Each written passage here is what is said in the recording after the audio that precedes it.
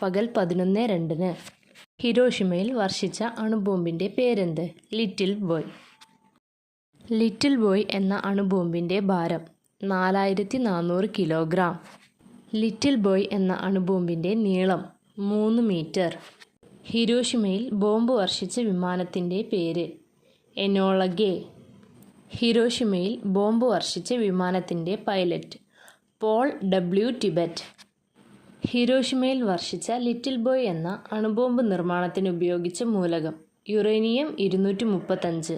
നാഗസാക്കിയിൽ വർഷിച്ച അണുബോംബിൻ്റെ പേര് Fat Man. Fat Man എന്ന അണുബോംബിൻ്റെ ഭാരം 4670 കിലോഗ്രാം. ഫാറ്റ്മാൻ എന്ന അണുബോംബിൻ്റെ നീളം 3.3 മീറ്റർ. നാഗസാക്കിയിൽ ബോംബ് വർഷിച്ച വിമാനത്തിൻ്റെ പേര് ബോസ്കർ. നാഗസാക്കിയിൽ അണുബോംബ് വർഷിച്ച വിമാനത്തിൻ്റെ പൈലറ്റ് ക്യാപ്റ്റൻ മേജർ സ്വീനി.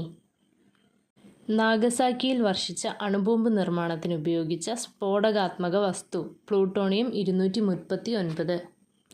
ഏതു തുറമുഖം ആക്രമിച്ചതിനെ തുടർന്നാണ് അമേരിക്ക ജപ്പാനിൽ ആണവായുധം പ്രയോഗിച്ചത്? പേൾ ഹാർബർ തുറമുഖം.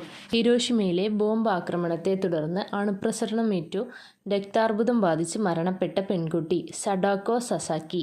സഡാക്കോ സസാക്കിയും ഒറിഗാമ കൊക്കുകളും എന്തിൻ്റെ പ്രതീകമായി കരുതുന്നു? ലോക സമാധാനത്തിൻ്റെ.